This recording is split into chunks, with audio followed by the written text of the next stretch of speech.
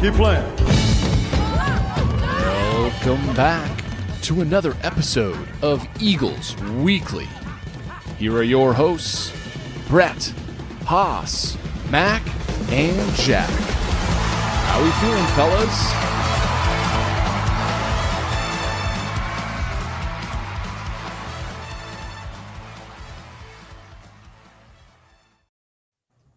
All right, welcome back to Eagles Weekly, episode 18. I'm one of your hosts, Brett Ryder, joined today by international marketing guru Mac Hutchinson, our ACC athlete Jack Cyberlick, and we got a special guest today, our hockey guru and just the man of the man, Anthony Smith. How you doing? Glad to be here.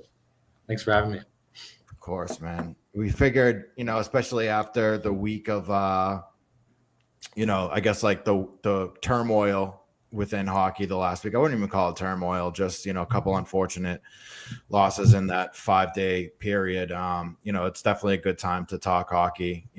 This is long overdue too. We've been, wanting to have you on here for quite a while. So it's a perfect opportunity to talk some puck, and who better to talk it with than Connie Cast himself.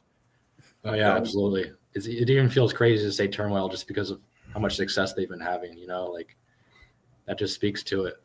Two losses out of 3 is just 2 straight losses. It's insane. Crazy time since what are we doing here? February of 2023 that happened. Mm-hmm. So we've been good so far, for sure. Yeah. And do you honestly think has anything changed in your mind in terms of what this team's ceiling is? Like, are you still firmly in the position that they're a Final Four and championship contender? Yeah, I think this year for sure is championship or bust. I mean, obviously that was the story last year, but if you look at college hockey as kind of a whole this year, the parity is there, but the good teams are just like not as good as they were last year. There's not as many really good players as there were last year. Obviously Macklin Celebrini went first overall. No, there's no Cutter Gauthier. There's no Will Smith. Mm-hmm. There's a lot of talented players, and I think the league is very balanced. In hockey East especially, 7 of the 11 teams are set to make the tournament. So the goal is the same for BC this year, is to make the Frozen Four and win it all. What the hell do you think is up with like this whole beam? Like, with the Beanpot, right? Like, so the first time that they won their opening round since 2019, I believe. They haven't won it since 2016. Is it just bad luck? Like, what, like, in your opinion, or what do you think is the deal with kind of the hiccups there, especially after the success that they had last year beyond the Beanpot? Yeah, I think going back to maybe 2 years ago, or maybe even before that, obviously BC didn't have the strongest team. Obviously 2021, no Beanpot. 2020, they lose a heartbreaker to BU. And this year they got to the final and lost another heartbreaker to BU. But It's definitely a tournament they struggle with. I think one of the biggest problems with that is beating a team 3 times in a row. True. They beat BU 2 times in January convincingly.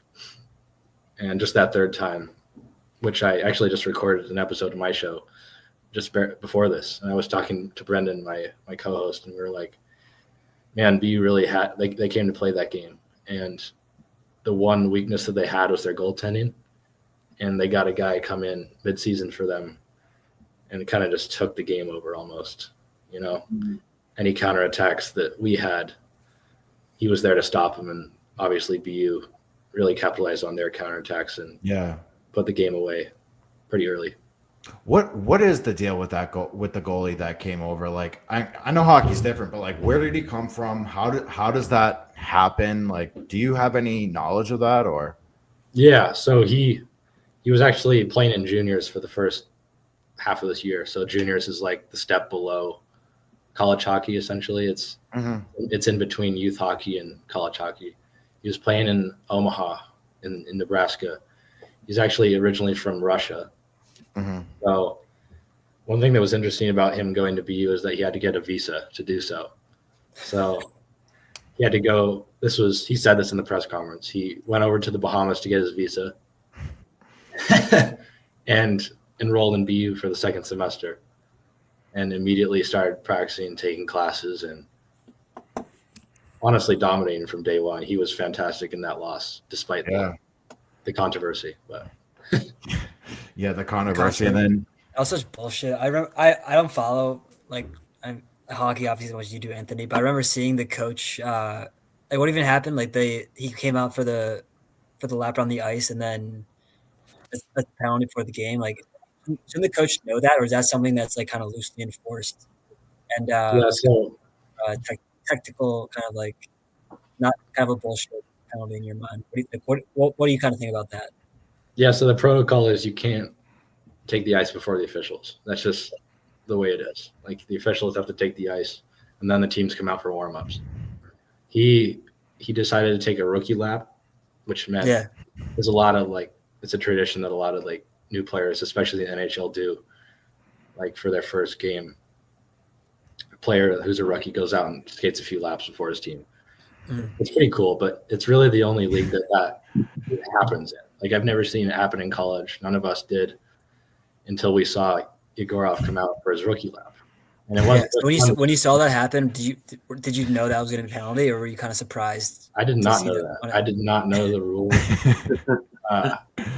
So he skated like 2 or 3 rookie laps. It ended up being quite a few, and then everybody was taking videos and laughing about it. And then we see the puck drop, and we see, I think it was maybe Quinn Hudson of BU go into the penalty box to serve the penalty, or like what's happening? What's going on here? It seems like something the coach should kind of have on his mind. I don't know. That's just what I think. My opinion of it is that Jay Pandolfo, head coach of BU, did a very poor job of handling the situation.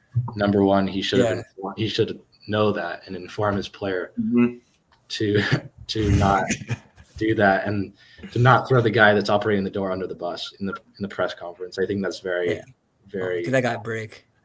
Yeah, that's very selfish, honestly. Yeah, and then they turned around, and it was when they played Providence a couple of days ago. Didn't something similar happen with Providence? And he tried to like take like the we wouldn't do that to another team. He had this whole grandstanding response like, we've been on the opposite end of that. We didn't want to start the game that way. And that was a completely different situation. It's even more complicated. But long story short, he rejected a penalty. At least he said it publicly that he did. I didn't even know you could do that. For like a similar protocol, maybe it was a little bit different. Matter of fact is he didn't put his team in the best position to succeed, and that's very questionable as a head coach to not accept a penalty that you would have a power play on to start the game for your team. Yeah, it's just crazy. That wouldn't happen from our side. Greg Brown puts his guys in the position to win every night. We don't have to worry about that. Yep, absolutely. And then it's funny too, because with the whole, BU obviously is our rival. And they don't know how to be like at least their fan base. They don't know how to chirp. They don't know how to be rivals. Like they suck at it. And then on the other side, Friday night when we're playing UMass just have such little brother energy, right? Like they're chirping us. They're just like that podcast that we're not going to name or promote on here. If you want to listen to a real hockey podcast, please listen to ConnieCast, not this other one that we're alluding to. But just clown work. It was just weird. Like they were doing, the antics outside of the arena after beating BC, which it's just real weird stuff. It's like they're just the perfect example of someone who wants to be a rival with someone else so badly. And BC, at least like from my end, it's like we don't recognize you as any sort of rival. You're just an opponent, right? Like I don't know. I thought that was weird. I never really got the UMass stuff. Like I never really got, especially when they haven't beat BC in 3 or 4 years, right? It's been quite a bit. Yeah, the last time they beat BC before Friday was February of 2021. So Jesus. Yeah, that was during Grant. season. That was before. Yeah, that was when no fans were in the stands. That was when Matt Boyd Yeah. was playing for us. Alex Duhart, Yeah. Spencer Knight. That was the Hockey East like semifinals, I think, something like that. It might have been. I think it was a Yeah. league game. It was either a league game or it was a prelim Yeah. of the Hockey East championship. Yeah. That was in the COVID season. But yeah, I mean, credit to UMass. They played a good game on Friday. Their goalie Hrabal he was their best player by far. But like you said, the rivalry, I feel like these past couple years has kind of been picking up just because of Ryan Leonard, native of Amherst. Obviously has a lot of friends and family who there. His brother went there. They really don't like him. At least the fans don't. And I feel like that really proves itself on internet, in the stands, outside, people chirping each other. And after the game, I mean, UMass, like they took it to a whole other level with Snow Angels. So that was kind of never really picked up on that. Never really knew that was a trend. So could you remind me, Anthony, of the story about was Ryan Leonard was he committed there at some point, or was he just kind of an Amherst native and it was kind of thought that he was going to be there? Is that kind of why they hate him at UMass? Ryan Leonard grew up in UMass. His family's from there. His brother played at UMass. That's right. Okay, his brother, gotcha. John, played at UMass, was part of that title-winning team in 2021. grew the program quite a bit. Played a handful of games in the NHL, most of the time in the AHL minor leagues. Everyone kind of thought that Ryan Leonard was going to commit to UMass. Mm-hmm. But, I mean, obviously, he said it publicly many times. His goal was to play at a Boston school, play in the Beanpot, play in the Hockey East Championship, go to the Frozen Four. And he felt that BC put him in the best position to do that. He's accomplished many of his goals already. Yeah. I mean, obviously, he's yet to achieve the ultimate goal in winning the championship and playing the NHL, but he's done fantastic so far, and we love having him on our team. He like right now he looks like a guy that it should be like he shouldn't be allowed to play in college hockey anymore. Like, I feel like that's how good he has looked this year. It's absolutely like he looks better than what Cutter looked last year, in my opinion. Yeah, I think they honestly play a very similar game, Mm-hmm. but at the same time so different. I remember thinking the same thing about Cutter. I mean, like, I want to say it was this weekend or the next last year when they played Vermont here 2 times in a row. I'm like, Cutter shouldn't be allowed to play here. This isn't fair. Like, Yeah. I think at one point it was Will Smith, Leonard, and Cutter out there on the power play at one time, and it was just totally unfair for the other team. And granted, the team isn't as flashy as it was last year, like I said earlier, but Leonard's still playing like a man amongst boys out there, which is always good to see. It's weird too because Will Smith was originally committed to Northeastern before he flipped to BC a couple of years ago. Yeah, Northeastern fans don't like have this weird like hangover from it. I don't understand what UMass's deal is. Like, you didn't get him. Sorry, he's here. He's not your guy. Like, well, I'm not sure Northeastern has fans, Brett. I mean, I could be wrong, but I've never actually seen one in real life. So Nice. There's a few of them out there. They're passionate. But I wanted to get guys. your take, because now that we have you, and thanks again for coming on. But absolutely, I wanted to get your take on I know we have a bunch of BC guys in the final. What's it called? The Four Nations. Yeah, Four Nations. That was.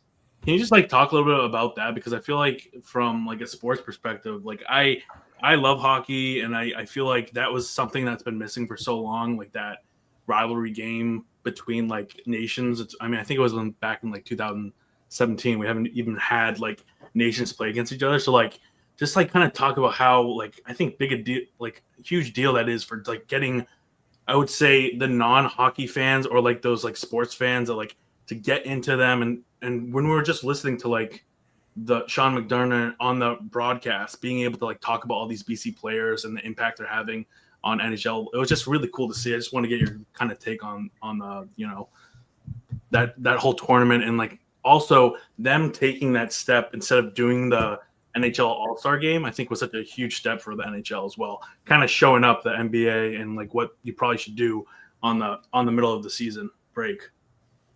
Oh yeah, I couldn't agree more. It was the head coach of the Tampa Bay Lightning who said it's the biggest development for hockey in the last 10 years.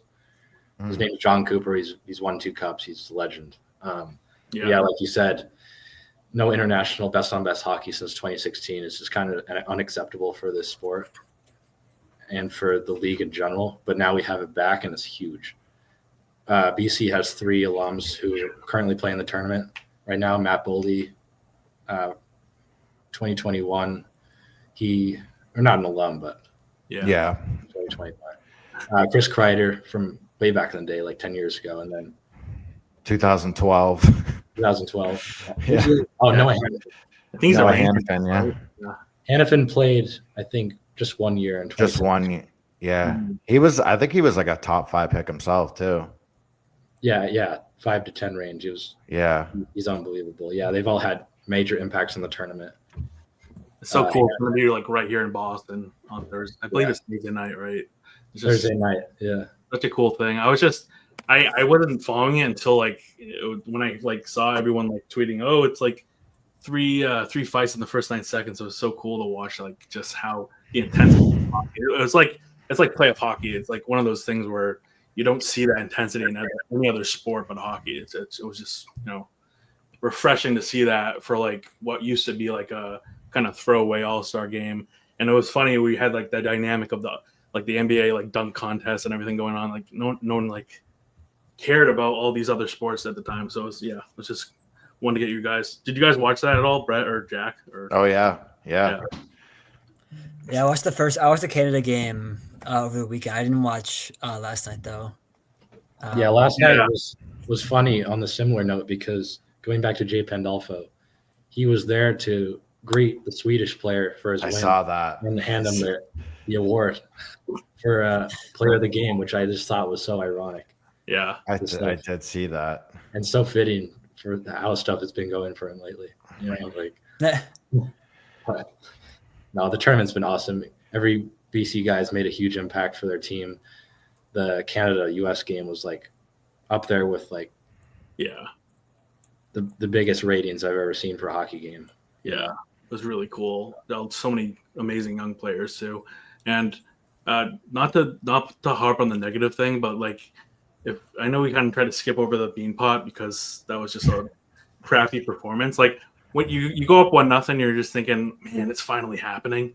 But it is one of those things. I remember growing up in Boston, like the history of that tournament being such a big deal. Like it really does feel like for old school Boston, like it was almost like your second national championship. If you like were able to pull off that in Boston, like the meaning behind that game, like you could be like, oh, well, even if your rival goes off and wins a national championship, you can still say, hey, we won the Beanpot because it meant so much.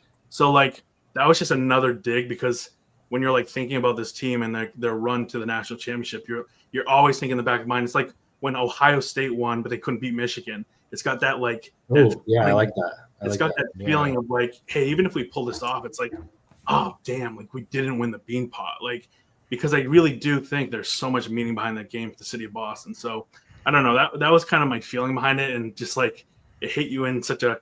I know like you said, it's really hard to win against a really good team three times in a row, but it stings so much at that level where you're like at that rivalry because it means so much to the city of Boston, because that rivalry so well, it just hurts more than just losing to BU, Yeah, I think that there's going to be some years down the road and what's very cool about this rivalry, BC and BU, is that at any point the ratings don't make a difference at all, in my opinion.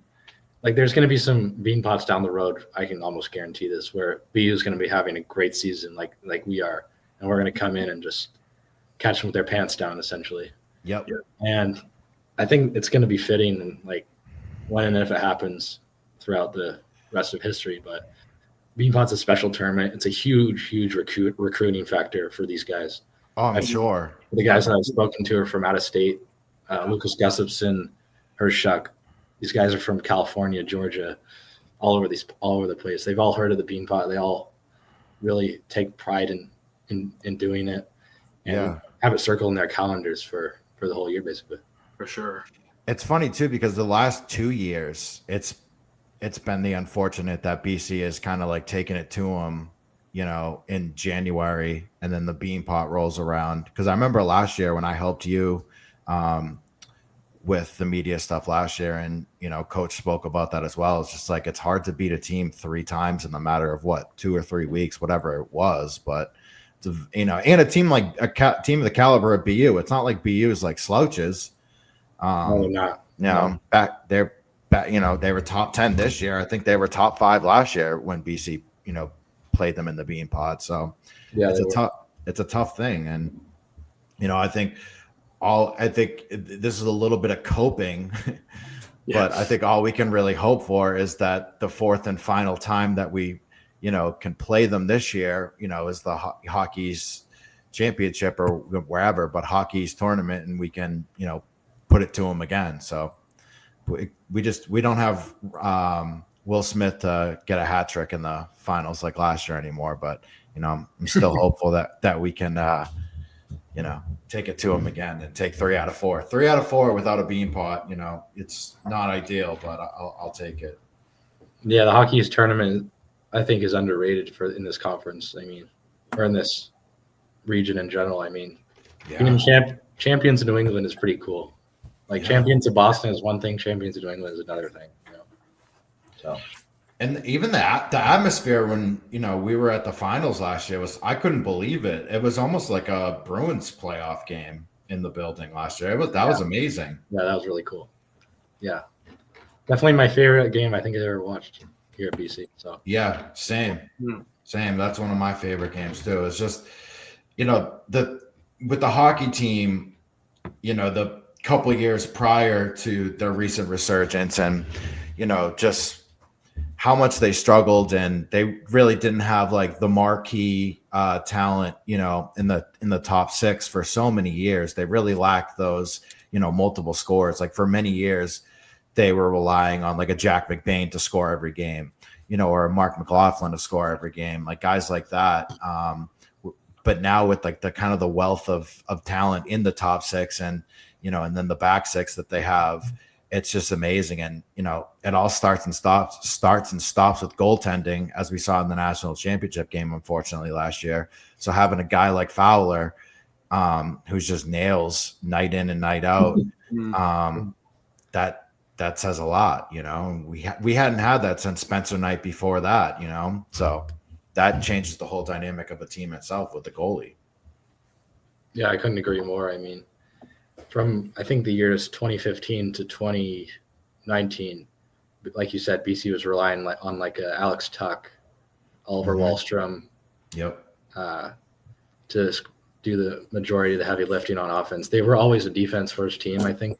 Yeah, that's something that Greg Brown has really takes pride in. He took that from Coach York.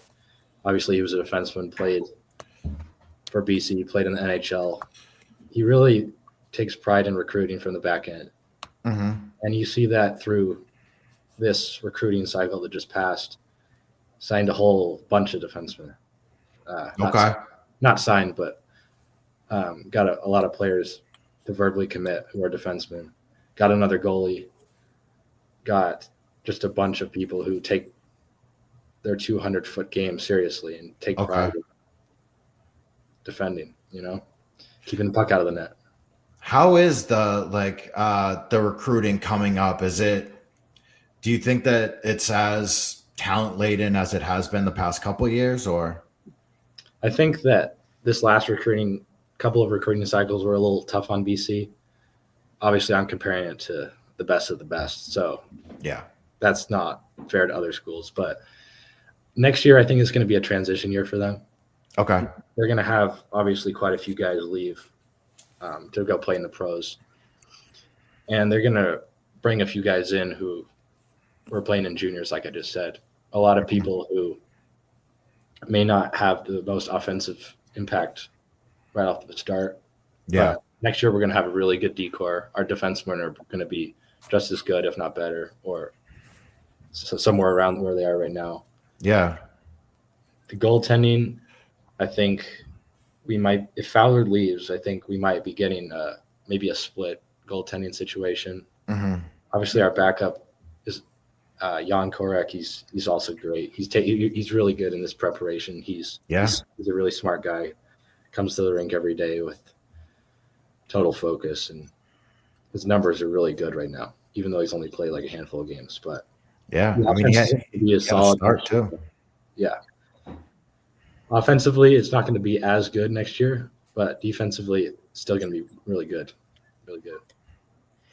Yeah, Anthony, you mentioned kind of a few minutes ago how like this year is kind of like the year to win the the Natty if you're BC. Do you think that's more because of the state of college hockey now? There's not like a Celebrini anywhere. There's not like as many of those maybe like top end talent, or do you think it's more because of the kind of like the high end talent that BC has now, like won't necessarily be there with the recruiting classes to come?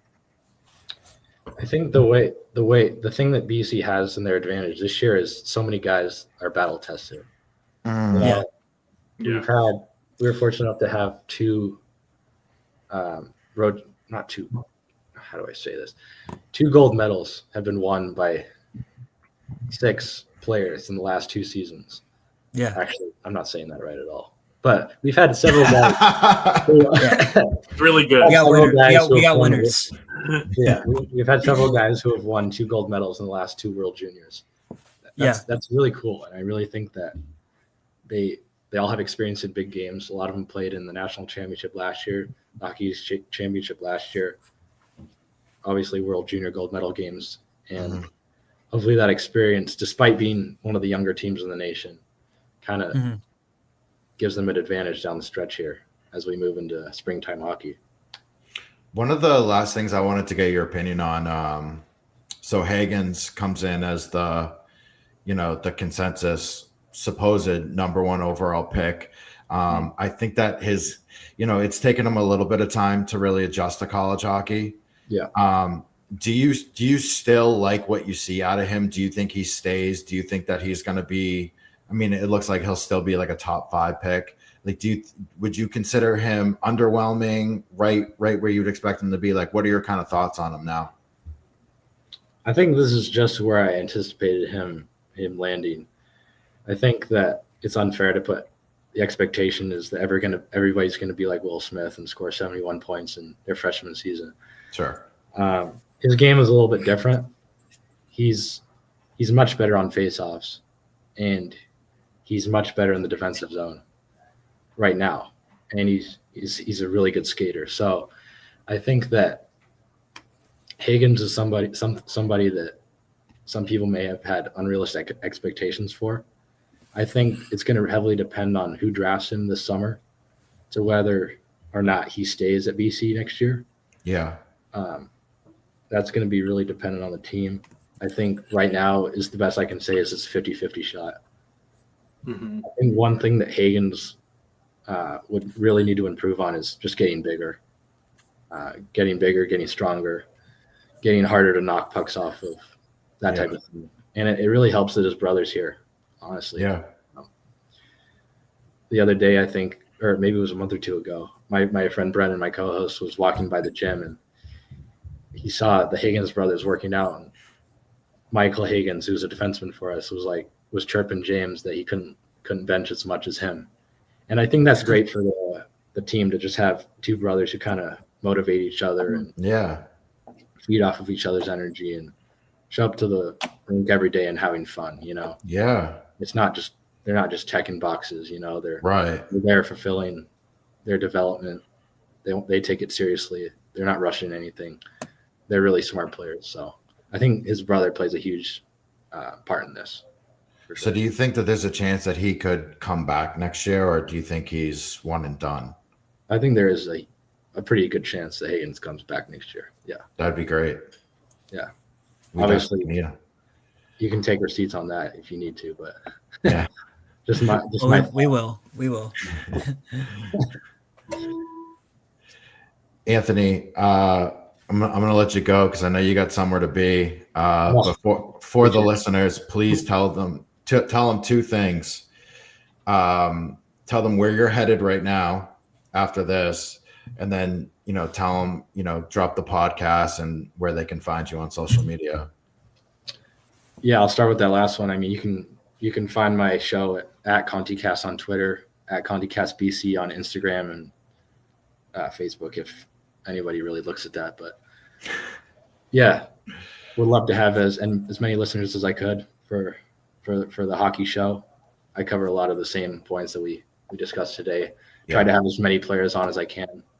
You have a lot too. You have quite a bit. It's really honoring when you get like a guy that you've looked up to, like maybe the front half of your college career, and they say, let's record an episode. Let's just talk some hockey. So that's pretty fun.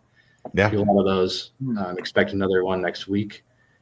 And then where I'm heading, I am heading to the BC basketball game just because got to support the boys. I've actually become a huge basketball fan during my time at BC. I picked it up kind of late in the game.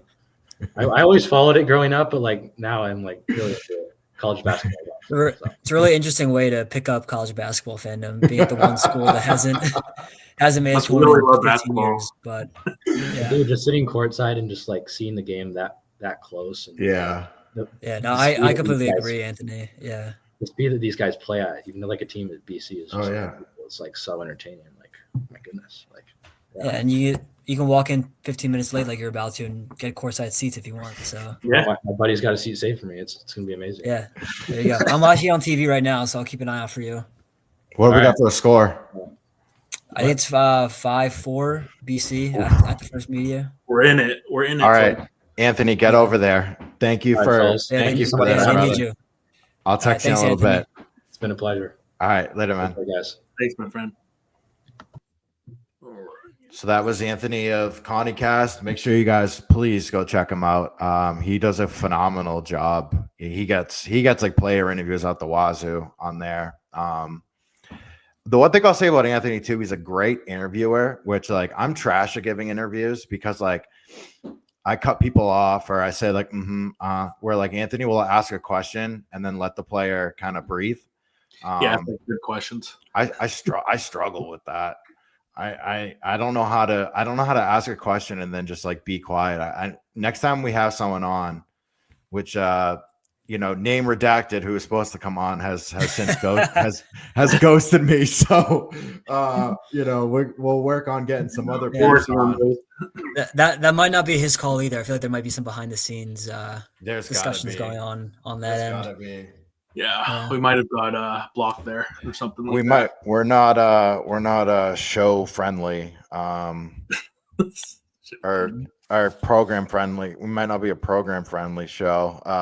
By the way, this show is brought to you by Home Field Apparel. I don't have my order yet, but we'll start repping some merch. Home Field.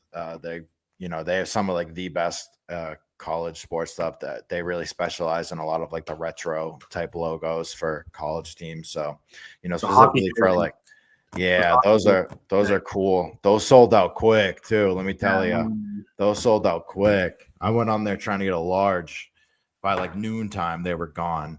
So I mean, head on over to homefieldapparel.com. Use the promo code BRider15 for 15% off your order. Always trying to look out for the people. They have a lot of block logos, some other, really cool. There's a couple throwback logos, by the way, that I didn't even know were like throwback Boston College logos. So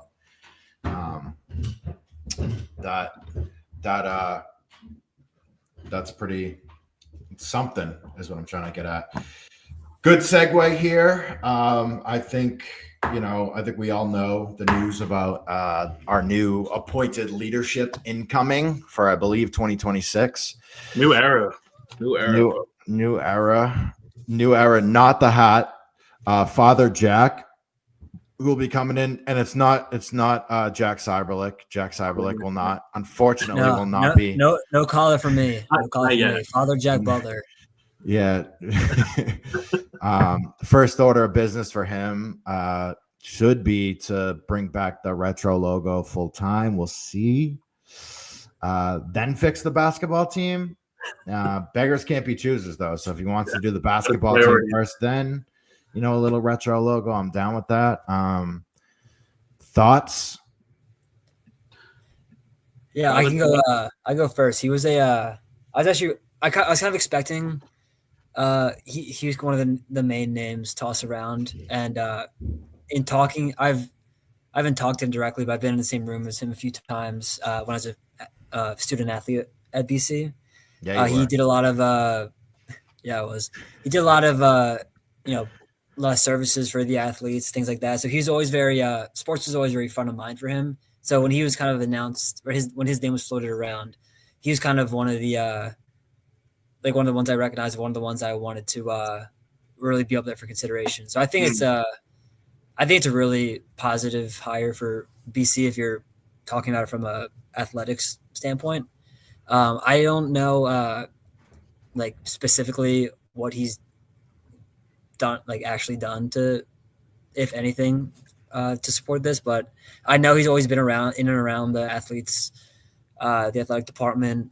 So yeah, I'm super excited. It stinks. It's kind of weird that he's not coming for another full calendar year after the summer, but I know. I don't know. Maybe it'll be like a transition year where he's kind of hand in hand with Leahy. I mean, we'll see how that goes, but yeah, I'm excited to say the least. Yeah, I think this is like one of the biggest things to happen for BC athletics in maybe decades. This could be more impactful potentially than Bill O'Brien hired, to be honest. Everything I'm looking at, and I would say this is probably, and people I've been talking about to today, this is probably the best choice that they could have made for that upcoming. And they already announced he's going to be summer of 2026.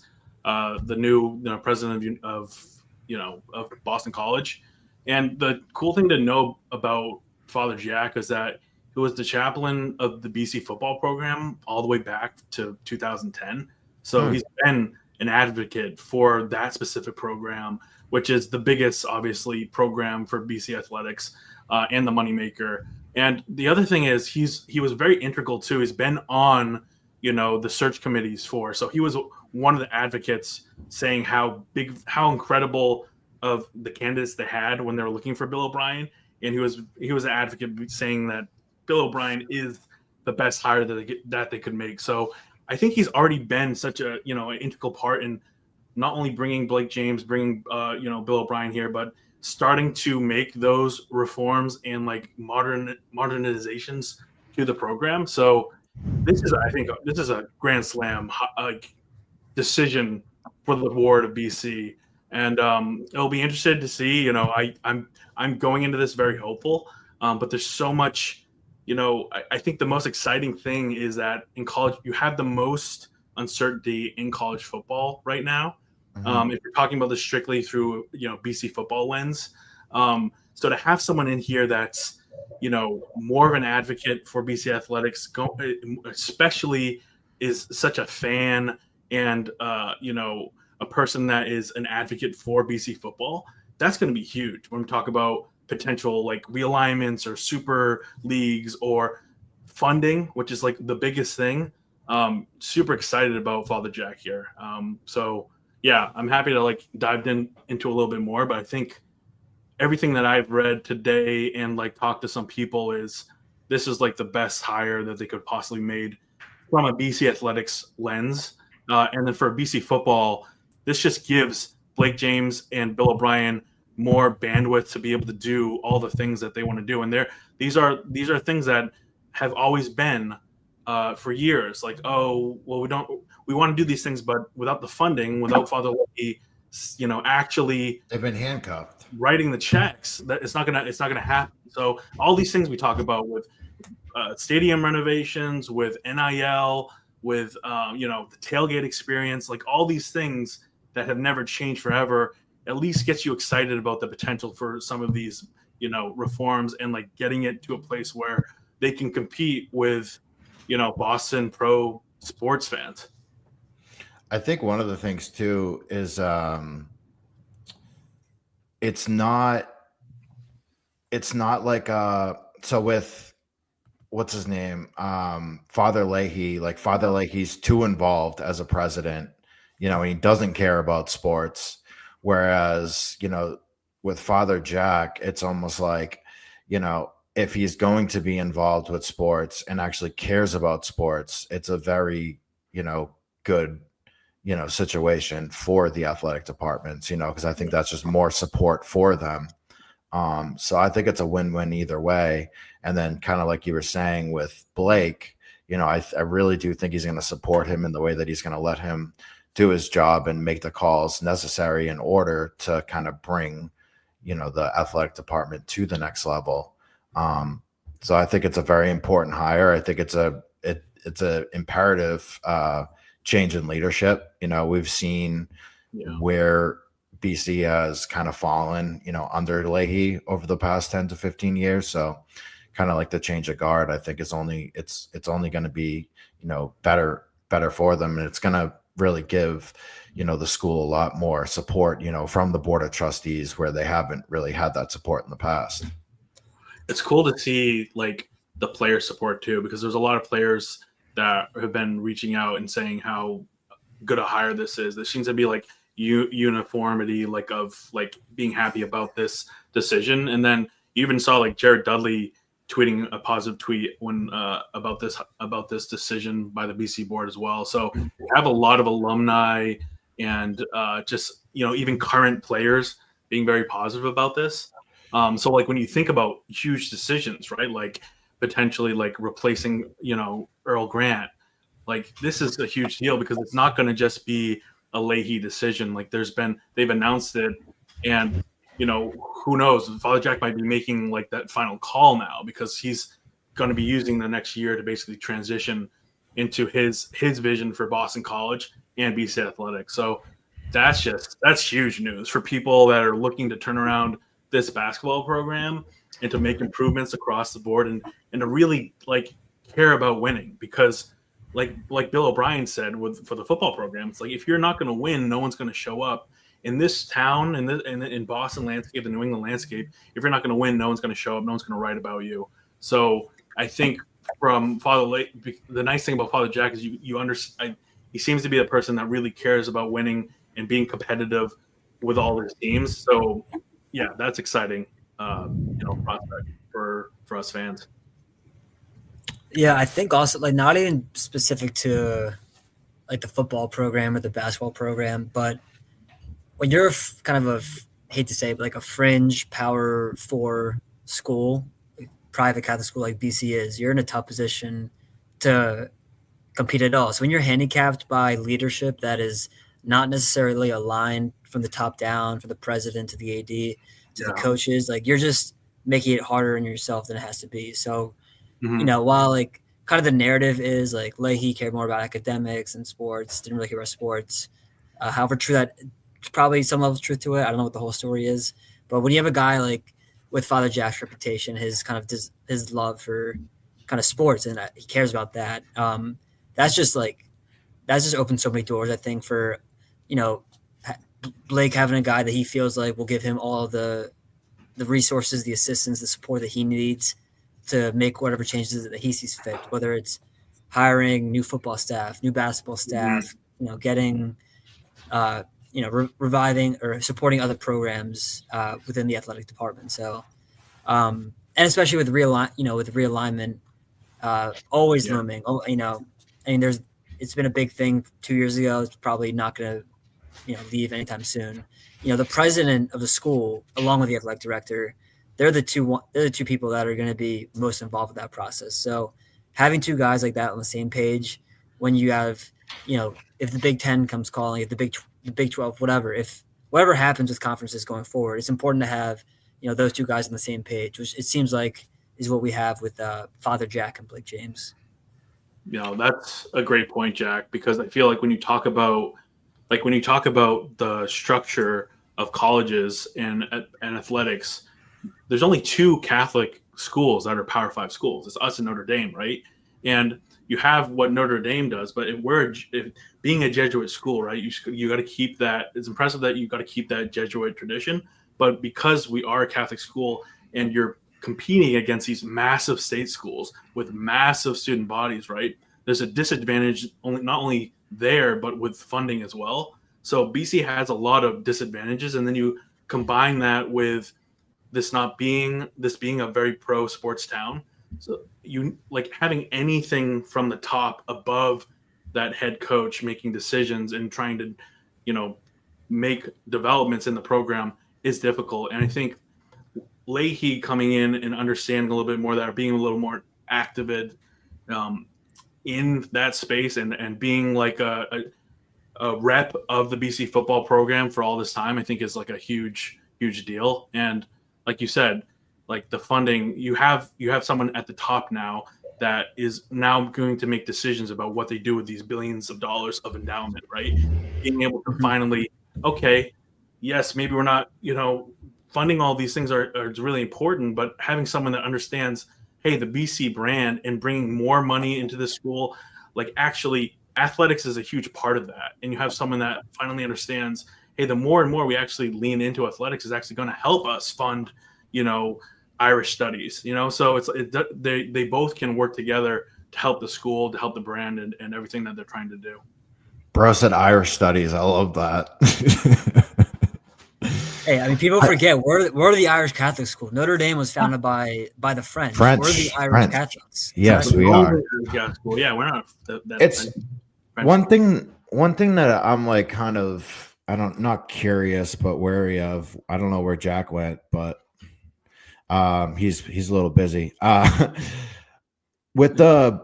he's coming next year. Yeah, it kind of sucks because that means that Earl's gonna stay for. Like Earl will get next year, which I feel like regardless, that was always going to be the thing. BC could have went 0-4 for the entire season. I don't think that they were going to make a coaching change at the end of this year. I could be wrong, but I think the fact that leadership is going to change next calendar year, I don't see any major possible way. Yeah, I don't see them, letting Earl go. I could be wrong. That'll be the interesting thing to watch, though. Like this interim, like year and a half. Like how are they going to act? Like, are they going to be starting to make like announcing major changes, or are they going to be like, no, Leahy, you still are making all the calls? Yeah. Day one, really, right? I think especially with this, like the writing has to be on the wall at this point, where it's, I mean. They have 1% chance to make the ACC tournament. They back to back multiple overtime. It's just loss after loss. They've gone from like embarrassing losses to heartbreaking losses. It's been a bad season. His one supporter, Britty, is finally out on him. So I think if you lose Britty as a supporter, then you don't have any leg to stand on anymore. And it is sad to see. I think Earl, for everything that has transpired over the 4 years, I think he did do a really good job year 1 to 3, really kind of building him up before the proverbial floor fell out beneath him. I think that this year has just been so unredeemable. And then furthermore, now we're starting to hear reports that, it wasn't necessarily that a mass exodus happened and BC wasn't able to retain these guys. We're really starting to get reports that they went after and allocated their NIL money to the wrong guys. Like it looks like, Josh Beadle and Dion Brown were the guys that they chose to, pay as opposed to, a couple of the guys that were already on the roster. So I think that that's very damning because I think one of the few things was that, with NIL has changed the game. You can't blame Earl. Well, now you're looking at it and you're really seeing that, he made the wrong decisions as a general manager as to who to give the money to. So it goes back to kind of player evaluation, and that's a knock on him. And then, the in-game stuff it's just been terribly egregious.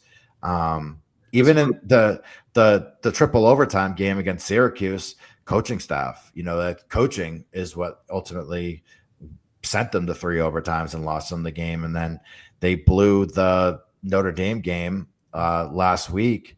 when the Alex Bregman news dropped when BC was up by 15, Yeah. and that's what I texted you. Brett. Me and Brett were like, I can't watch. I texted you, Mac. Yeah. And I wasn't paying attention to the game. Nope, me either. Next thing I look, BC's up by 2 with like 30 seconds left, or whatever it was. It was a couple minutes left, or whatever the case was. The game was winding down, and all of a sudden BC's up by 2, and it's like, well, what happened there? I don't see a world where you can keep Earl Grant. No.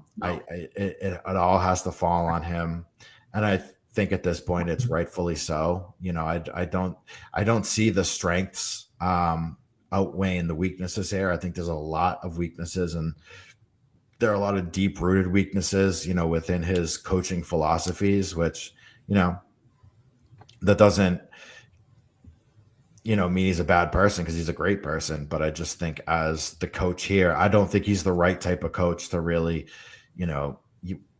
how many rebuilds are we going to have to go through? It's been 20 years of rebuilds at this point, and, one okay season last year, which, wasn't always that fun, especially once we hit conference. It really wasn't fun to endure. Like, there was a lot of frustrating moments, in ACC play last year. So I wouldn't even call that like a huge success. But yeah, I mean, it sucks because we're gonna have to start this thing over, and it's just we've done this before. Here we go again.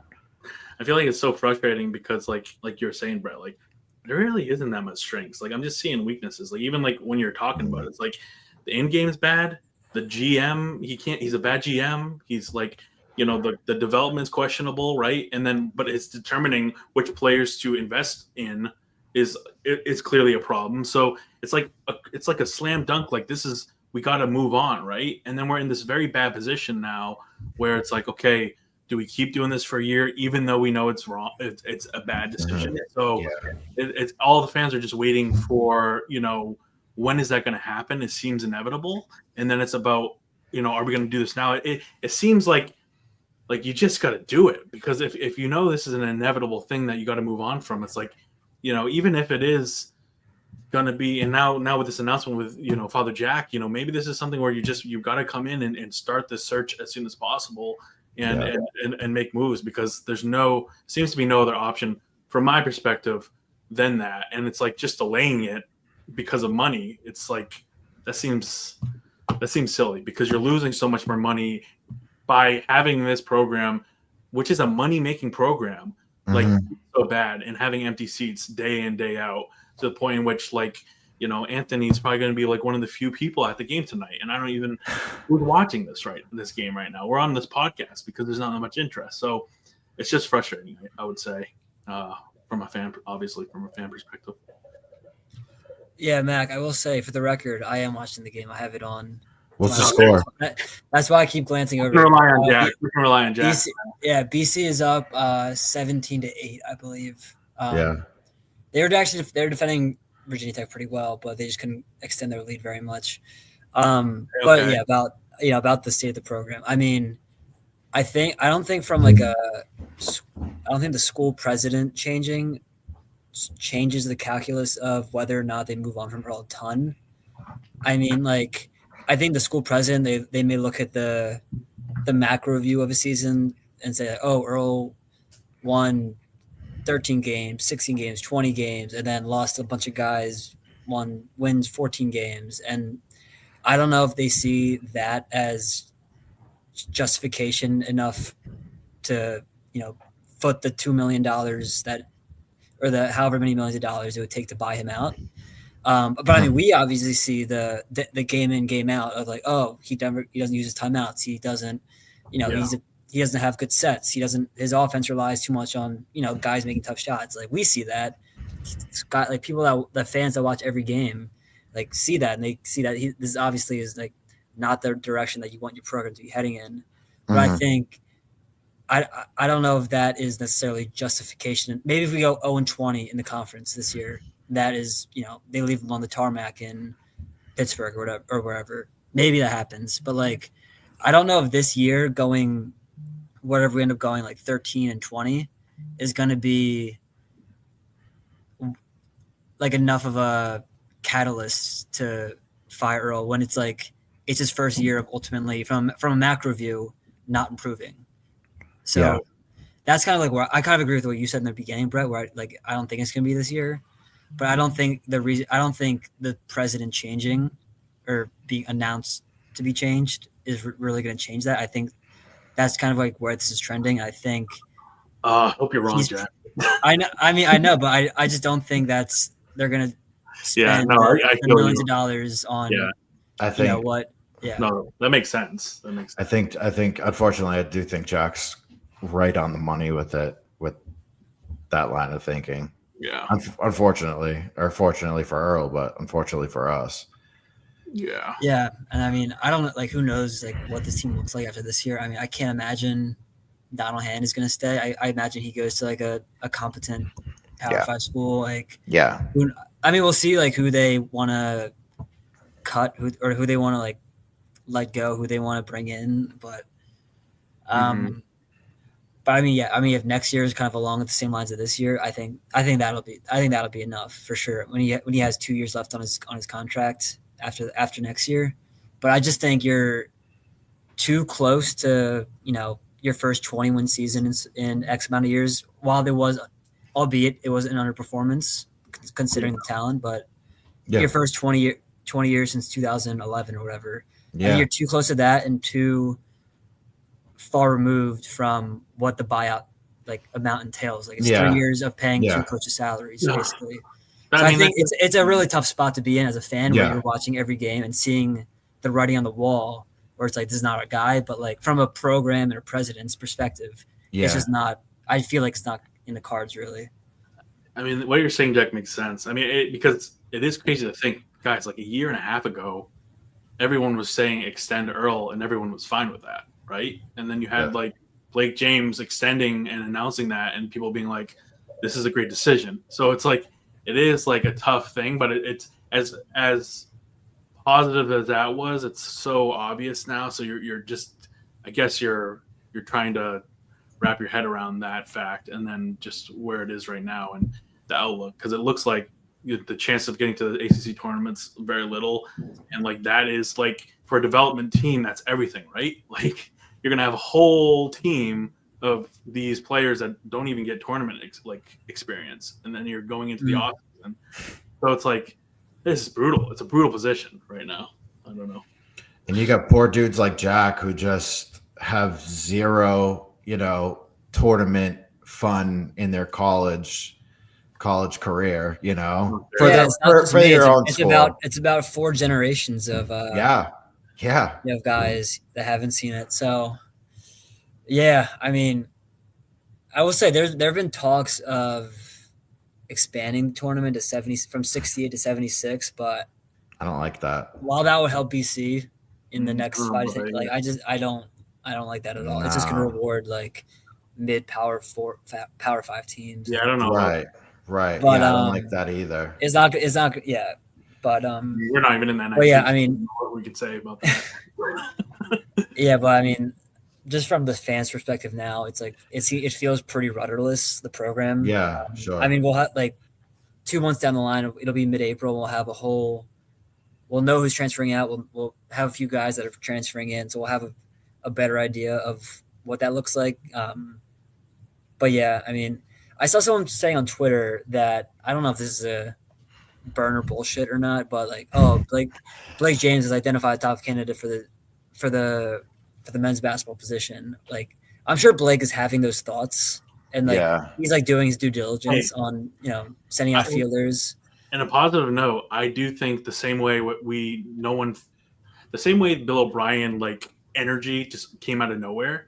There's always a chance next week that just we're moving on from Grant, and then we have this whole freaking fire of who's it gonna be. And I'm as much as I think you're right, Jack, it's not gonna go that way. I still I'm open to it, and I do think, as unlikely as it is this announcement by Father Jack, I think it opens up just the chance or the hope that making that announcement, maybe they wanted to make that announcement before they do make some big move like a coaching change, because they want it to be obvious that Father Jack is having a big part of that decision. So that's my only. If we want to give any fans hope, that's kind of my angle of maybe that pops up in a month or two from now. I don't know.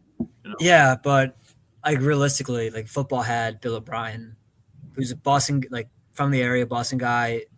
Yeah. You know, Like, it was such a that was, perfect like, situation. It was perfect. so perfect. It even had, you know, the best hospital systems in the United States for his, you know, for his son. Yeah. Like, I don't know what situation, like which candidate that is for BC. Like, I don't know. Brad Stevens isn't taking that job. Like Rick Pitino's, he's not leaving the same job. He's Rick Pitino's son, though, they've. I saw that name thrown around. I think that'd be Yeah. cool. Like he's had Yeah. success in New Mexico. You know, it would be Oh, a I jump did to hear the Power that. 5 Yeah, level. He's like Yeah. young. I would be on board with that. So like maybe Yeah. if like a guy like that hits up Blake James and is like, "Hey, I know you're calling out. Like, I'd be interested." Yeah. I don't know who that could look like. That would make Blake James kind of That's the throw other problem. everything that I said out the window and just pull the trigger now or tomorrow. But yeah, Mac, like you said, I mean, it's at the middle of February. We could wake up in the middle of April, completely different situation. You know, these things move fast. So, I mean, the weeks leading up to the Bill O'Brien hire, we were like, who knew? Like Hafley went to Green Bay. Like we didn't know if everyone's gonna leave, if we'd be left for dead, pretty much. So I feel like the only advantage of them either like doing it the next couple months would be if before all the season ends for every team and there are some coaching changes, they have the advantage of having like the first dibs if anyone is out there. But again, they're probably all playing in the tournament. Someone that we want. Yeah. So, I don't know. Well, what's funny, I feel like me and Jack, we both kind of aligned in the sense of like we were both Earl Grant supporters, and then we both of our, you know, tunes changed like fairly at the same time, where it's kind of like, all right, yeah, that's actually not the guy. But me and Jack did kind of hang on to the ship a lot longer than most people. But I think it has a lot to do with you know, we're around him a lot last year and kind of get to know him as a person. But yeah, It's the same way with Hafler, right? Like when we're around him all like Yeah. we just I mean he's a great guy. We're rooting for him, Yeah. obviously. But it's just it comes a time where you're like, all right, we gotta move on, right? So and we actually EC never had to make that decision, which was helpful. But yeah. like, maybe Earl get picked up as an assistant by the Boston Celtics this upcoming year, and it'll force maybe, you know, you never know. Brad Stevens is there. Maybe he's not scouting players. Maybe he's been scouting Earl the whole time. Takes him as a defensive coordinator. Maybe Yeah, he likes what he sees. Maybe he's like, hey, those you know, ATOs, those post game dance videos, man, you're killing it with those. We need that in Boston. Yeah, I mean, Yeah. you know, I think Brett, what you're saying last year, you know, I think there were some signs there where there were a bunch of games that were in the balance that, you know, BC lost that they should have won that would have propelled them to maybe the tournament bubble. And I think like to myself, I justified that saying like, oh, they've also won a bunch of close games, or they've also made all these comebacks from 10 points down. But I'm right there with the signs were there totally last year, and then you get the whole, you know, oh, he paid the wrong guys this year, like that whole thing kind of gets like leaked out there, and I think that writing is firmly on the wall now. I feel like the biggest evidence too was like 6 overtime periods this year, like either tied or lost all of them, and then 3 overtime games, lost all 3 overtime games. That's I think the best was when you're like, oh, they're 0-6 in overtime games or whatever, and Jack was like, well, to be fair, they're actually 0-3-3, which I thought was yeah, because you got to tie one to get to the next. Yeah, I did. No, but I mean, if you actually watch the games, and like, I forget what game was it where, I think it was. I'm looking at this now. I think was it the Syracuse game where they went up 7 in the second overtime? That's what it With was. like That's what I'm talking 2 minutes about. left, and then they The blew way they that were one. losing. Like when that went to the third overtime, you're like, they just came back from 7 down. There's no way they're winning this. They're winning this game, you know. No. Like, Yeah. And then you pay 3 days later, you go to another double overtime game. Like, Yeah. you're just not winning those games. Though I will say, I'm watching the game right now. BC is up 26-11, and they're dribbling the ball in the first half.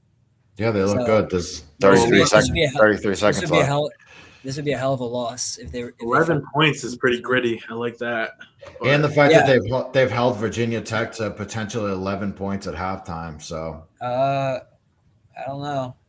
Actually, there's 17. They just stole the they, ball. they turned the ball Let's- over. Play by play. Oh, they throws it out of bounds. Still Virginia Tech ball. Yeah, Virginia. That's, Virginia Tech is they're 6-8 in the ACC. I have no idea how they have 6 wins in the conference. Yeah. They look terrible. Ooh, Earl got. Like, that's not even because they're missing. They're losing to us, but like I'm just like watching their sets and everything. Like they just Yeah. look so Yeah, bad. is there a pathway to the ACC tournament? Like if we win this game, is there a pathway at all? We're not mathematically eliminated, but we'd have to Right. win. I think either Cal or Syracuse would have to pretty much lose out, and we'd have to win like 3 or 4 games of our last 6. Which Do we even give a shit? Do we even give a shit to? no, ultimately, like, do you want to win? Like, do you want to be the 15th seed in the ACC tournament? Yeah. Which, Yeah. If I knew they were, I wouldn't mind it, but I would I wouldn't mind it, but at the same time, at this point, but yeah, it'd be kind of just for depressing. development purposes. That's the only thing I was thinking. About. yeah. I mean, I don't know. I just want to give Chad Venning at least one more game because Chad Venning's a fucking dog. He ended up being our best. I guess you could call it acquisition in new college sport talk. I mean, he's been, he's shown that he's an ACC caliber player, and yeah, I know, like financially it doesn't make sense, but if we had to have him as a backup center for Quentin Post would have been huge last year. oh yeah, Or just like a competent backup center, like let's I talk. think about that way more than I should. Like Yeah. the front court depth that held us back from that made it forced Quentin Post to play 35 minutes a game. Yeah, when realistically, like he wasn't fully healthy. Like he shouldn't have had to. I didn't even think about that. I know. When I see him starting against with Steph Curry, it's just insanity. Yeah, it's ridiculous. I was just gonna ask you guys, like, when you see like the success he's having, does it almost kind of make you like? It's just like with the final score of the Golden State Warriors, you're just like you see Post there. He's just like, yeah, you see highlights of him like hitting a big 3, and then he's like Draymond Green and Steph Curry are like the sidestep 3 highlight. I'm like, where was that? Yeah, I saw that live. Like that. Yeah. That's ridiculous. Yeah. It's like it's a hell of a jump from, Donovan and Jaden Zachary to Steph Curry and Draymond Green. No disrespect to our BC guys, but no disrespect, but you're talking about Hall of Fame players. Yeah. It's very bittersweet because you're obviously super happy, and it's really nice to see one of our guys have the success. And we all aren't surprised by it. We all knew what he was capable of in the game that he plays. It just it really, when you look back, it just really sucks to think that he was. I mean, and he was the reason why that they were able to get the 20 wins. And it sucks they weren't able to get more, especially. And then we've talked about this ad nauseum on the show too. The guys that were around him were super fucking talented as well. It's like that whole starting 5 was a very good starting 5. It wasn't like it was the Quentin Post show and everyone else was slouches. That was a really solid team. I saw the Clemson game with Jaden Zachary and how he was balling out against Duke. So it's like I'm so happy for him. So happy for him. Yeah. But I saw the most recent bracketology get released today, and it had Clemson playing Vanderbilt in the first round. The Jay-Z McGlock matchup. That would be awesome. That would be cool. I might have to make, if it's on the East Coast, I might have to make the trip for that one to watch, because that would be. And honestly, we could probably get press passes for that. Have Jay-Z put in a good word for us. That'd be pretty awesome. Yeah. I mean, if we applied them to, because usually like they just want to know like if there's like a angle behind it or reasoning behind it. Hey, two BC alums, we're here to cover them. Yeah. So guys, we're technically in the tournament. That's our strategy, I guess. Well, for all intents and purposes, me and Jack were the first Boston College Eagles to make the tournament. We make the Elite 8 last year. Yeah, pretty much. It was a big Oh, deal yeah. for That us. was cool, dude. That was cool. We got pictures to prove it. So Yeah. We got a halftime score, 26-11 BC. Should I, on a 26-11 is crazy. more I think- positive note, should I run through the football updates, guys? Yeah, please. please. Okay. Just a few, not too much. I mean, obviously we're in the off season here. But the biggest news was defensive back coach Ray Brown is leaving BC That's a big loss. to be the cornerback coach at San Francisco 49ers. He's been incredible to see last year how they went from I think 4 picks to 17 picks. I mean, that was like we said it all last year, all the last season. It was bend don't break defense, and they actually were, the amount of times they executed down near the goal line was really cool to see. But that is a huge loss because another note with Coach Ray Brown, obviously an up and coming coach, so good for him. But he was the one that opened up that pipeline in Oklahoma.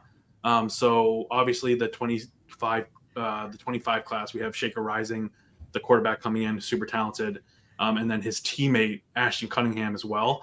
So he was a big part of kind of opening up that pipeline, being from Oklahoma and everything. So that will be a loss. The nice thing is, that is a pipeline that they're able to do, and obviously, quarterback coach DeBazio obviously had a good role in that too. So hopefully that continues. But that was a big note. As far as Ray Brown leaving. And so that's an open position. So they're going to be looking through that. I assume, Bill O'Brien's going to rely on his connections in the NFL or in college football. But there's a lot of names being thrown out there for that position. But we'll obviously cover that when that comes up. I'm sure it'll be announced, in the coming weeks. That's one thing. Second thing, that as far as coaches go, this wasn't confirmed by any of my sources yet, but today it was reported by Bruce Feldman that BC is going to hire a new assistant offensive line coach, Ryan Fink. Again, I haven't confirmed this yet, but interesting note on that. He worked with Bill O'Brien when Bill was at Alabama. So a connection there. So that'll be good to kind of, as O-line is going to be something to look at this season. But I think that's going to be a good development there. So I don't know too much about him, but him having that connection to Alabama is definitely a positive thing. And then the only other thing I had on the docket for football was that this is cool. We have 4 Eagles going to the NFL Combine. You guys all know their names: Donovan Ezeraku, Cam Horsley, Who's that? Hello, and Drew Kendall. Big Cam Horsley. So yeah, those are 4. Also good for them. They're going to the Combine. 4 out of the 300 people that were invited. So that's a big deal for the program as well. So yeah. So just a few coaching updates, and then it'll be good to see those 4 guys represent BC later this month at the Combine. I will say I've seen a few mocks that had Ezeraku getting picked up by the Eagles at the end of the first round. Ooh. The first round, I'm seeing more of these mock drafts like that. Yeah, because for the Philadelphia Eagles specifically, we're losing, defensive end Josh Sweat probably in free agency. Brandon Graham might retire, so I feel like Ezeraku, if he's there, I think he could be up for the taking. And Jack's feeling good. Jack, I never congratulated you, by the way, on the Super Bowl win. Good. Yeah, I think I texted you guys when we were up 24-0, and I said something like, the game's not over yet. That's when I was over yet. That's when I wasn't. I wasn't. I don't think I felt good about the game until it was 27 or 34-0, and then I felt good about it. But yeah, that was so awesome. But that's a shocking game, man. Yeah, if you're a third-party fan, that was a pretty terrible Super Bowl. Pretty honestly. Did you go to the parade? Yeah, last Friday I went. It was awesome. Nice. It was good. Yeah, saw all the guys speak, saw the floats. Nice. Fucking madhouse downtown. I can only imagine.